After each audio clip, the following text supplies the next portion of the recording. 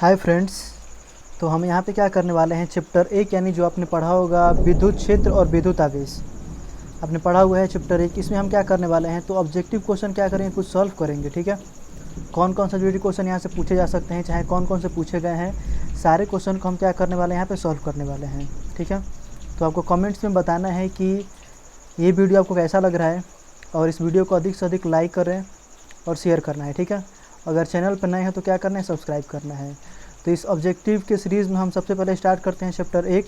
ये जो रिवीजन होगा हमारा रिवीजन का फर्स्ट पार्ट होगा। ठीक है, तो देखिए सबसे पहला क्वेश्चन यहाँ पे दिया हुआ है आपका, एक सेकेंड रुकिए आप। सबसे पहला क्वेश्चन है कि एक आवेशी चालक की सतह के किसी बिंदु पर विद्युत क्षेत्र की तीव्रता कितनी होती है। तो आपको याद रखना है, किसी भी आवेशी चालक से विषय की तीव्रता जो होती है सतह की क्या होती है, लंबवत होती है। मतलब हमेशा जो होती है लंबवत, यानी कितने कोण पर निकलती है, 90 के कोण पर। तो अपन याद रखना है कैसे होगी, लंबवत होगी। दूसरे क्वेश्चन में क्या हुआ है, तो देखिए कह रहा है कि विद्युत द्विध्रुव दो विपरीत आवेशों से बना हुआ है जिनके परिमाण दे दिया है कि इतना है और इतना है, और इनके बीच की दूरी भी दिया हुआ है। द्विध्रुव का आघूर्ण निकालना है। तो आघूर्ण का फॉर्मूला होता है P बराबर Q गुने 2L। तो Q का मान इतना दिया हुआ है। देखिए दोनों में कोई भी लेना है, माइनस में है तो आपको माइनस में नहीं लेना है, प्लस में ही लेना है। और दूरी, तो उनके बीच की दूरी का मान इतना दिया हुआ है। तो बीच की दूरी को हम लोग क्या लिखते हैं, 2L। तो ये दूरी का मान हो गया, और ये आपका किसका मान हो गया, Q का मान हो गया। अगर हम अप्लाई करेंगे 3.2 गुने 10 की पावर माइनस 19, अगर गुना करते हैं 2.4 गुने 10 की पावर माइनस 10, तो मान कितना आएगा आपका 7.68 गुने 10 की पावर माइनस 29 आएगा। तो क्या होगा, तो आपका ऑप्शन नंबर कितना हो जाएगा, तो ऑप्शन नंबर हो जाएगा आपका 7.68 गुने 10 की पावर माइनस 29 कूलम मीटर। चलते हैं अगले क्वेश्चन की तरफ। तो जो हमारा अगला क्वेश्चन है, इस टाइप के क्वेश्चन बिहार बोर्ड में काफ़ी पूछे जाते हैं, तो ये पूछा जा सकता है। अगला क्वेश्चन है कि P आघूर्ण वाला विद्युत द्विध्रुव ई तीव्रता के विद्युत क्षेत्र में रखा है तो उस पर टॉर्क का मान कितना होगा। तो टॉर्क का फॉर्मूला होता है vector P cross vector E। तो देख सकते हैं इसमें ऑप्शन कौन सा है, ऑप्शन ए। तो ऑप्शन ए सही हो जाएगा। अगला है कि एक विद्युत द्विध्रुव एक सतह से घिरा हुआ है, तो सतह पर कुल विद्युत फ्लक्स कितना होगा। जैसे मान लेते हैं कोई सतह है, इसमें विद्युत द्विध्रुव है, द्विध्रुव पर क्या होता है, वो प्लस चार्ज, को पे क्या होता है, माइनस चार्ज। तो ये मान लेते हैं यहाँ पे प्लस चार्ज है और यहाँ पे कितना है, माइनस चार्ज है। फ्लक्स का फॉर्मूला होता है फाई बराबर Q बटा एप्सिलॉन नॉट, और इस Q का मतलब होता है पृष्ठ द्वारा परिबद्ध संपूर्ण आवेश। तो पृष्ठ द्वारा जितने भी आवेश हैं, इस Q का मतलब होता है समस्त आवेशों का योग। तो P में दो आवेश हैं, क्योंकि द्विध्रुव में दो चार्ज होता है, प्लस और माइनस, और दोनों का परिमाण सेम होता है। तो अगर आप दोनों को जोड़ेंगे Q प्लस माइनस Q, तो मान कितना आ जाएगा, मान आ जाएगा आपका 0। तो यहाँ Q का मान कितना हो जाएगा, 0 बटा एप्सिलॉन नॉट। तो मान कितना आएगा, 0। आप याद रखिए कि जब भी कोई विद्युत द्विध्रुव एक सतह से घिरा रहेगा तो फ्लक्स का मान कितना होता है, 0, क्योंकि फ्लक्स निकालने के लिए हमको सब आवेशों को जोड़ना पड़ता है। और जब हम क्या करते हैं, द्विध्रुव के दो आवेश, एगो Q को और माइनस Q को हम क्या करते हैं, अगर जोड़ते हैं तो मान कितना आता है, 0। जब इसी का मान 0 हो जाएगा तो फ्लक्स के फॉर्मूला में होता है Q बटा एप्सिलॉन नॉट। जब Q का मान 0 तो 0 बटा समथिंग, मान क्या आ जाएगा, 0। नेक्स्ट क्वेश्चन है कि एक स्थिर विद्युत आवेश उत्पन्न करता है। तो सिंपल क्वेश्चन है, स्थिर विद्युत आवेश जो होता है केवल विद्युतीय क्षेत्र उत्पन्न करता है। अगला क्वेश्चन, आविष्ट खोखले गोलीय चालक के अंदर विद्युत तीव्रता कितनी होती है। क्वेश्चन पूछा हुआ है 2017 में, आगे भी पूछ सकता है। किसी भी खोखले गोलाकार चाल के अंदर जो तीव्रता का मान होता है कितना होता है, तो ई के मान होता है 0। तो ऑप्शन क्या हो जाएगा आपका, सी। आगे चलते हैं। एक विद्युत आवेश Q से R दूरी पर विद्युत क्षेत्र की तीव्रता का परिमाण पूछा है। तो तीव्रता का ये फॉर्मूला होता है E बराबर 1/4 पाई एप्सिलॉन नॉट Q बटा में R स्क्वायर। तो जो ऑप्शन देख लेना है कौन सा ऑप्शन है। तो ऑप्शन कौन सा हो जाएगा आपका, ऑप्शन नंबर हो जाएगा ए, 1/4 पाई एप्सिलॉन नॉट Q बटा में R स्क्वायर। नेक्स्ट है कि मुक्त आकाश की परावैद्युतता कितनी होती है, यानी एप्सिलॉन नॉट का मान पूछा है। तो एप्सिलॉन नॉट का मान कितना होता है, 8.85 गुने 10 की पावर माइनस 12। इसका दो मात्रक है, एक ये होता है फैराडे प्रति मीटर। और फैराडे प्रति मीटर कहाँ से आता है, तो आपको ये भी देख लेना है। देखिए फार्मूला हमने ये पढ़ा हुआ है कैपेसिटर में, C बराबर 4 pi epsilon not into R। अगर हम यहाँ से एप्सिलॉन नॉट का मान निकालेंगे तो फार्मूला क्या आएगा, एप्सिलॉन नॉट का फार्मूला आएगा C बटा 4 पाई R। 4 पाई का मात्रक तो होता नहीं है, ऊपर सी है, सी का क्या होता है फैराडे, तो फैराडे हो गया, नीचे आर है, आर का क्या होता है मीटर, तो ऊपर जाएगा तो क्या हो जाएगा फैराडे प्रति मीटर। तो एप्सिलॉन नॉट का दो मात्रक, एक होता है कूलम्ब स्क्वायर प्रति न्यूटन मीटर स्क्वायर और एक ये भी होता है फैराडे प्रति मीटर। चलते हैं आगे। आगे वही पूछा है कि एप्सिलॉन नॉट का मात्रक है, तो एप्सिलॉन का मात्रक क्या है अभी आपको बताया गया फैराडे प्रति मीटर है, तो ऑप्शन बी हो जाएगा। अगला क्वेश्चन है कि स्थिर विद्युत क्षेत्र कैसा होता है, तो आपको याद रखना है कि जो स्थिर विद्युत क्षेत्र होता है वो संरक्षी होता है, कंजर्वेटिव होता है, असंरक्षी नहीं होता है। कैसा होता है संरक्षित, तो ऑप्शन क्या हो जाएगा आपका ए हो जाएगा। आगे चलते हैं। इलेक्ट्रॉन पर आवेश कितना होता है, तो सबको पता है, नहीं पता है तो याद रखना है 1.6 × 10⁻⁻19 कूलम का आवेश होता है। अगला क्वेश्चन, निम्नलिखित में से किसका अस्तित्व संभव नहीं है, माने किस कौन जो है आवेश संभव नहीं हो सकता है। तो देखिए आवेश संभव है कि नहीं है, इसको जानने के लिए क्या करेंगे हम, जो भी आवेश दिया रहेगा उसमें हम क्या करेंगे 1.6 × 10⁻⁻19 से भाग करेंगे। अगर भाग करने पर वो पूरा पूरी कट जाएगा, इसका मतलब आवेश संभव है। अगर भाग करने पर पूरा पूरी नहीं कटेगा तो आवेश क्या है संभव नहीं है। तो इसमें हम देखेंगे तो ऑप्शन नंबर सी हो जाएगा। सी यानी कितना है 2.4। अगर हम क्या करते हैं 2.4 ऊपर ले लेते हैं और 10⁻⁻19 और नीचे ये लेते हैं, तो 10⁻⁻19 से -19 कट जाएगा, लेकिन ऊपर 2.4 है, नीचे 1.6 है, पूरा पूरी क्या होगा नहीं कटेगा। तो ये जो आवेश है क्या है संभव नहीं है। अगला क्वेश्चन आसान है कि विद्युत आवेश के बीच लगने वाला बल दिया जाता है किसके नियम से, तो कूलम के नियम से, सबको पता है। आगे पूछा है कि एसआई मात्रक में एप्सिलॉन नॉट का मात्रक कितना होता है, एसआई पद्धति में एप्सिलॉन नॉट का मात्रक क्या होता है, ठीक है। तो आपको याद रखना है कि एसआई पद्धति में एप्सिलॉन नॉट का मात्रक होता है कूलम्ब स्क्वायर प्रति न्यूटन मीटर स्क्वायर, तो ऑप्शन हो जाएगा आपका डी, कूलम्ब स्क्वायर प्रति न्यूटन मीटर स्क्वायर दिया हुआ है। आगे चलते हैं। यदि समरूप क्षेत्र, यहाँ पे विद्युत भी हो सकता है, दोनों सही रहेगा। यदि समरूप क्षेत्र एक्स अक्ष की दिशा में है तो समविभव कहाँ होगा, तो देखिए 3 गो चीज़ें होती हैं एक्स वाई जेड, ये हो गया आपका 3 डायमेंशनल, यहाँ पे हो गया एक्स, ये हो गया वाई और ये हो गया जेड। अगर देखिए अगर विस्थापन एक्स अक्ष की दिशा में है तो एक्स को आपको छोड़ देना है, एक्स को हम छोड़ देंगे तो क्या बचेगा वाई जेड, तो समविभव कहाँ होगा वाई जेड होगा। अगर कह रहा है कि नहीं विस्थापन वाई है तो हम विस्थापन वाई को छोड़ देंगे तो क्या बचेगा एक्स जेड, तो समविभव कहाँ हो जाएगा एक्स जेड की तरफ। अगर कह रहा है कि नहीं विस्थापन जेड की तरफ है तो हम जेड को छोड़ देंगे तो क्या बचेगा एक्स और वाई, तो समविभव क्या हो जाएगा एक्स वाई हो जाएगा। मतलब क्या करना है, जो आपसे कहेगा आपको उसको छोड़ देना है, एक्स कहेगा तो एक्स को छोड़ देना है, तो एक्स को छोड़ेंगे तो क्या बचेगा वाई जेड, तो ऑप्शन हो जाएगा आपका वाई जेड। अगर वाई कहेगा तो हम वाई को छोड़ देंगे तो क्या बचेगा एक्स जेड, अगर जेड कहेगा तो हम जेड को छोड़ देंगे तो क्या बचेगा एक्स वाई। अगला क्वेश्चन कि कूलम्ब बल है, कूलम्ब बल क्या है, तो देखिए कूलम्ब बल एक विद्युत बल भी है, सबको पता है, और कूलम्ब के द्विस्वरूप से स्पष्ट होता है कि कूलम्ब बल एक केंद्रीय बल भी है, तो ऑप्शन नंबर क्या हो जाएगा आपका सी हो जाएगा। सी का मतलब दोनों, यानी कूलम्ब बल जो है आपका केंद्रीय बल भी है और कौन बल है विद्युत बल भी है, तो ऑप्शन क्या हो जाएगा आपका सी। सी में दिया है ए और बी। आगे देखिए, आगे क्वेश्चन में दिया हुआ है आपका कि एक लंबे समरूप आवेश सीधे तार से r दूरी पर विद्युत क्षेत्र की तीव्रता E1 और 2r दूरी पर तीव्रता का मान E2 है, तो E1 E2 का अनुपात क्या होगा। देखिए अब लंबे तार से है तो लंबे तार वाले को हम लोग बनाते हैं रेखीय आवेश घनत्व से, तो रेखीय आवेश घनत्व आपने पढ़ा होगा, फॉर्मूला ये होता है, मान लेते हैं पहली तीव्रता E1 है, दूसरी तीव्रता कितनी है E2 है,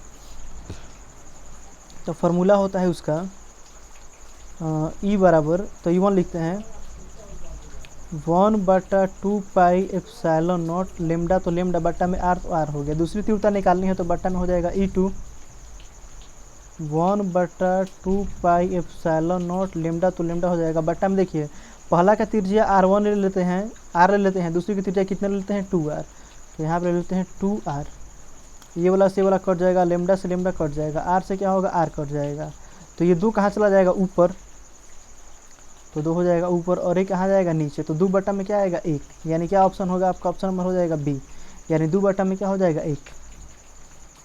अगला क्वेश्चन है कि किसी वस्तु पर आवेश की न्यूनतम मात्रा कम नहीं हो सकती है, तो आवेश की जो न्यूनतम मात्रा है इतनी से कम नहीं हो सकती, 1.6 × 10⁻⁻19 कूलम्ब से कम नहीं हो सकती है। कम से कम तो इतना आवेश क्या होता है हर एक वस्तु पर होता है, इससे कम आवेश क्या है पॉसिबल नहीं है।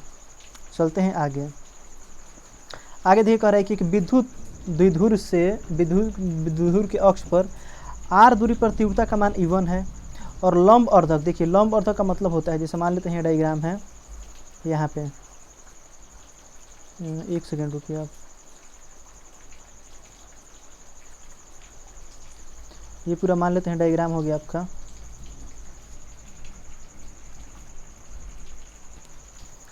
ये फुल डायग्राम हो गया।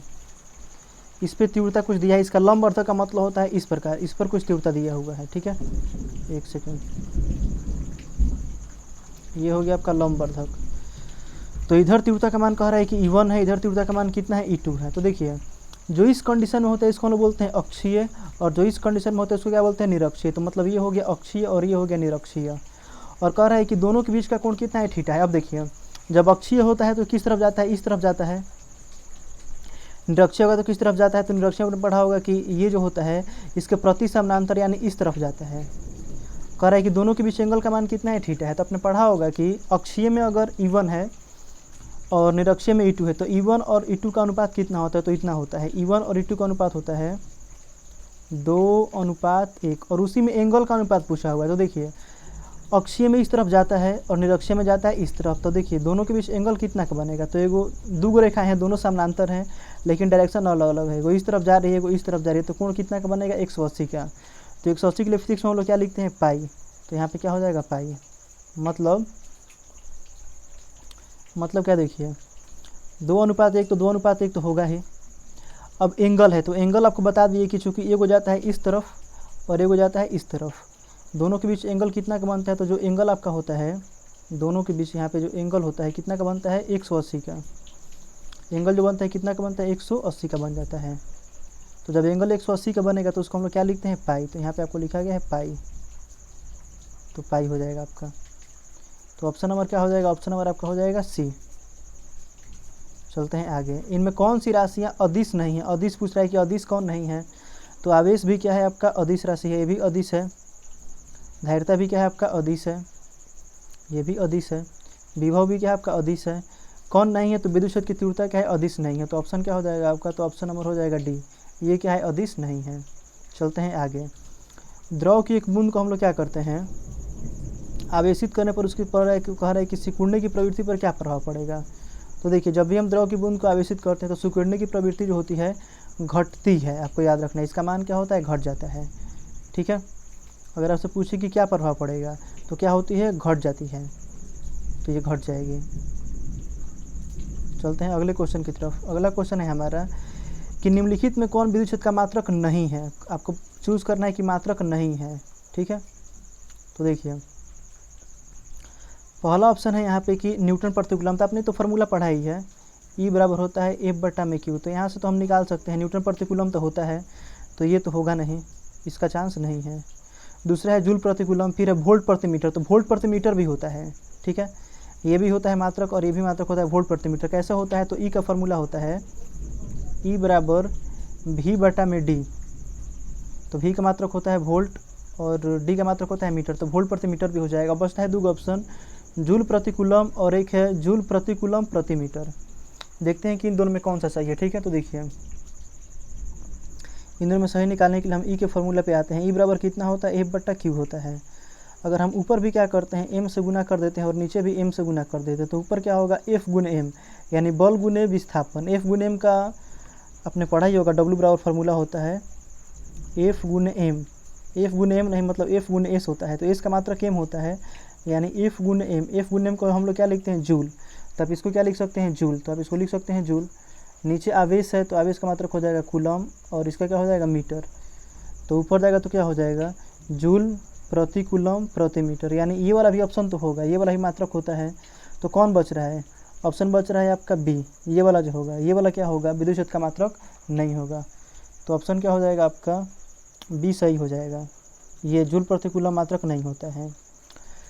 कह रहा है कि एक प्रोटॉन और एक इलेक्ट्रॉन एक समान विद्युत क्षेत्र में स्थित है, तो क्या होगा। तो देखिए कह रहा है कि उनके त्वरण बराबर होंगे, तो त्वरण बराबर नहीं होंगे। क्या उनके त्वरण के परिणाम बराबर होंगे, तो नहीं होंगे। फिर कह रहा है कि उनके बल बराबर होंगे, तो ये भी नहीं होंगे। लेकिन कह रहा है कि बलों के परिमाण,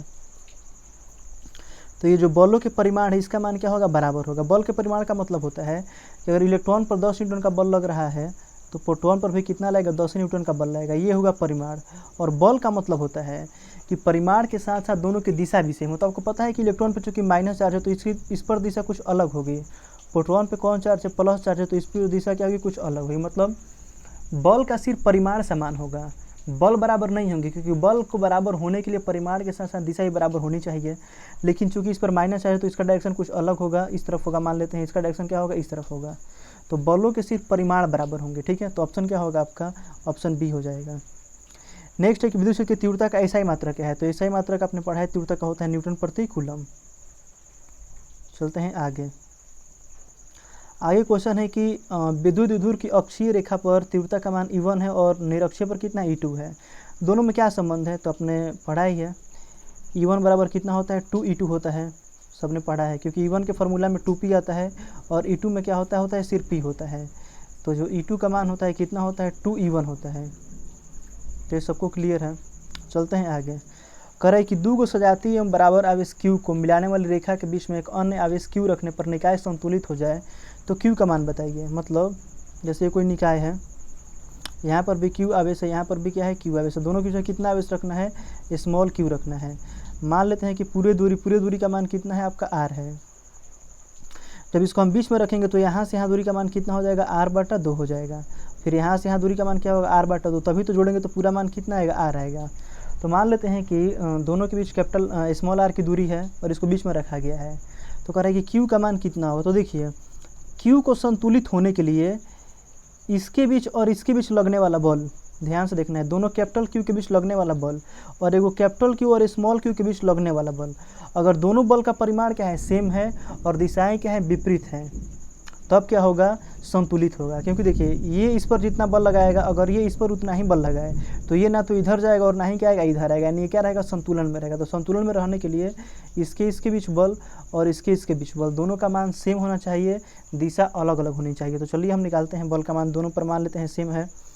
तो देखिए दोनों कैपिटल Q के बीच बल का फॉर्मूला क्या होगा, 1/4πε0 Q इंटू Q बटा में स्मॉल r दूरी है तो r² और स्मॉल q कैपिटल Q के बीच बल का मान कितना होगा, तो 1/4πε0 कैपिटल Q गुने स्मॉल q और बटा में देखिए दूरी, तो कैपिटल Q और स्मॉल q के बीच की दूरी कितनी है, r/2। आपको उसका वर्ग करना है तो हो जाएगा r/2 का स्क्वायर। बलों का परिमाण सेम हो, दिशा अलग अलग हो, तो दिशा के लिए हम क्या करेंगे, यहाँ माइनस का इस्तेमाल कर लेंगे। ये वाला 4π से 4π क्या होगा, कट जाएगा, कैपिटल Q से वो कैपिटल Q क्या होगा, कट जाएगा, r² से r² यहाँ पे करेंगे तो कट जाएगा, 4 ऊपर बचेगा, 4 कहाँ चला जाएगा, 4 चूँकि नीचे आएगा, ये कहाँ चला जाएगा, ऊपर। तो यहाँ बचेगा कैपिटल Q, तो कैपिटल Q बराबर में कितना होगा, माइनस है तो माइनस हो जाएगा, और नीचे 2 का स्क्वायर करेंगे तो 4 कहाँ जाएगा, ऊपर, तो हो जाएगा -4Q। आपको तो स्मॉल q निकालना है, तो यहाँ पे -4 गुना में इधर आएगा तो बट्टा में, तो स्मॉल q हो जाए, स्मॉल q बराबर हो जाएगा माइनस कैपिटल Q बट्टा में 4। तो हमारा कौन सा ऑप्शन सही है, तो हमारा जो ऑप्शन है, ऑप्शन नंबर डी क्या है, सही है, माइनस कैपिटल Q बट्टा में क्या होगा, 4 होगा। अगला कह रहा है कि किसी विद्युत द्विध्रुव के अक्ष से r दूरी पर तीव्रता कितनी होती है। तो देखिए द्विध्रुव जब भी आता है तो तीव्रता का फॉर्मूला में क्या जुड़ता है, RQ जुड़ता है, चाहे वो अक्षीय हो चाहे निरक्षीय हो, तो फॉर्मूला में क्या होगा, RQ जुट जाएगा। तो इसमें तो r² है और देखिए सामने सामने है, जबकि तीव्रता में सामने सामने नहीं आता है, बटा में आता है, तो ये तो ऑप्शन होगा नहीं, और सामने भी RQ है तो एक ऑप्शन ये होगा नहीं, बस है 2 ऑप्शन, या तो ये या तो ये। अगर द्विध्रुव कहेगा तो ऑप्शन आपका ये सही हो जाएगा, क्योंकि द्विध्रुव आता है तो बट्टा में RQ आता है। अगर किसी बिंदु से कहे तो आपका ये r² सही हो जाएगा। ठीक है, चलते हैं अगले क्वेश्चन की तरफ। अगला क्वेश्चन है कि समरूप विद्युत क्षेत्र में एक इलेक्ट्रॉन और प्रोटॉन स्थित है, तो उनके त्वरणों का अनुपात कितना होगा। तो देखिए अभी आपने पढ़ा कि दोनों पर बल का मान क्या होता है, बराबर होता है। तो मान लेते हैं कि F इलेक्ट्रॉन बराबर F प्रोटॉन, दोनों पर बल का मान क्या है, बराबर है। अब F बराबर क्या होता है, तो आपने पढ़ा होगा, F बराबर फर्स्ट ईयर में होता है ma। हमको इलेक्ट्रॉन पर बल निकालना है तो हम क्या लिखेंगे, m के नीचे लिख लेंगे E मतलब इलेक्ट्रॉन का द्रव्यमान, और a के नीचे लिख लेंगे E ae। प्रोटॉन का निकालना होगा तो m के नीचे p और a के नीचे p। कराए कि उनके त्वरणों का अनुपात दिया नहीं है कि इलेक्ट्रॉन के साथ प्रोटॉन का निकालना है कि प्रोटॉन के साथ इलेक्ट्रॉन को, लेकिन देखिए लैंग्वेज में पहले इलेक्ट्रॉन है, यानी इलेक्ट्रॉन ऊपर रहेगा, प्रोटॉन कहाँ रहेगा, नीचे। तो हम इलेक्ट्रॉन के त्वरण को ऊपर रखेंगे, प्रोटॉन के त्वरण को नीचे। तो देखिए इधर AP गुना में इधर आएगा तो क्या हो जाएगा, बट्टा में, तो इधर AE बचेगा, नीचे क्या हो जाएगा AP, इधर क्या बचेगा MP नीचे क्या हो जाएगा एम ई, तो एम पी बटा एम ई आएगा। कौन ऑप्शन सही है, तो हमारा ऑप्शन नंबर सी क्या है, सही है, एम पी बटा एम ई। अगर आपसे पूछा जाए कि क्या होगा आंसर, तो हो जाएगा आपका, आप बताएंगे कि हाँ आंसर ये वाला हो जाएगा आपका एम पी बटा एम ई। ठीक है, चलते हैं अगले क्वेश्चन की तरफ। कह रहा है कि दो बिंदु आवेश वायु में आर दूरी पर होने पर F बल लगाते हैं और के प्रवेगांक वाले माध्यम में कैपिटल आर दूरी होने पर भी उतना ही बल लगाते हैं, तो आर का मान निकालें। मतलब देखिए दोनों कंडीशन में बल का मान सेम है, दूरी अलग अलग दे दी है। तो देखिए अगर निर्वात होता है तो बल का ये फॉर्मूला होता है 1/4 पाई एप्सिलॉन नॉट क्यू, तो क्यू मान लेते हैं 2 क्यू है तो क्यू स्क्वायर बट्टा में क्या हो जाएगा आर स्क्वायर, तो आर स्क्वायर। फिर देखिए दूसरे माध्यम में हो जाएगा 1/4 पाई एप्सिलॉन। अब देखिए कोई माध्यम दिया है तो यहाँ हम के लिख लेंगे, तो के क्यू स्क्वायर, तो क्यू स्क्वायर लिख लेते हैं, बटा में कैपिटल आर दिया है तो आर स्क्वायर लिख लेते हैं। 1/4 पाई से 1/4 पाई कटेगा, क्यू स्क्वायर से क्यू स्क्वायर क्या होगा, कट जाएगा। तो यहाँ बचेगा 1/r स्क्वायर और यहाँ ऊपर बचेगा 1, तो 1 बटा में बचेगा के आर स्क्वायर। इसमें इससे गुना, इसमें इससे गुना, के आर स्क्वायर में 1 से होगा तो के आर स्क्वायर, और यहाँ होगा तो क्या हो जाएगा स्मॉल आर स्क्वायर। हमको तो कैपिटल आर का मान निकालना है, तो के गुना में इधर आएगा तो बट्टा में, तो ये हो जाएगा देखिए कैपिटल आर स्क्वायर बराबर आर स्क्वायर बट्टा में के। स्क्वायर हटाएंगे तो सब किस में आएगा, रूट में, तो आर बराबर हो जाएगा रूट अंडर आर स्क्वायर बट्टा में के। वर्गमूल निकालते हैं तो आर स्क्वायर का तो निकल जाएगा, हो जाएगा आर, लेकिन के का नहीं निकलेगा तो बट्टा में क्या होगा रूट के। तो कैपिटल आर का मान कितना आ रहा है, तो देखिए कैपिटल आर का इतना मान आएगा आर बट्टा में रूट अंडर के। तो ऑप्शन कौन सा होगा, ऑप्शन सी आपका सही हो जाएगा। अगला क्वेश्चन कि यदि दो आवेशों के बीच की दूरी दोगुनी कर दी जाए तो उनके बीच लगने वाला बल कितना हो जाता है। तो फॉर्मूला ये याद रखना है, ये वाला होता है एफ समानुपाती 1/r स्क्वायर। ये फर्स्ट कंडीशन में बल है, आप कह रहा है कि दूरी दुगनी कर रहे हैं तो क्या हो जाएगा एफ समानुपाती 1/2r का स्क्वायर, तो कितना आएगा एफ, तो एफ समानुपाती हो जाएगा 1/4r स्क्वायर। तो कितना आ गया 1/4, तो कितना गुना हो जाएगा 1/4 गुना हो जाएगा। तो ऑप्शन कौन सा सही होगा, आपका ऑप्शन हो जाएगा सी 1/4 गुना। क्वेश्चन 31 पे चलते हैं। 3 गो बिंदु आवेश है, एगो स्मॉल क्यू है, देखिए स्मॉल क्यू, फिर -2 क्यू और क्यू। कह रहा है कि ये 0 A 0 0 0 0 और A 0 0 पर क्या है रखेगा। यहाँ मतलब देखिए मान 3 को, यानी 3 डायमेंशन लेते हैं, पहले 3 डायमेंशन बना लेते हैं। एक सेकेंड रुकिए आप,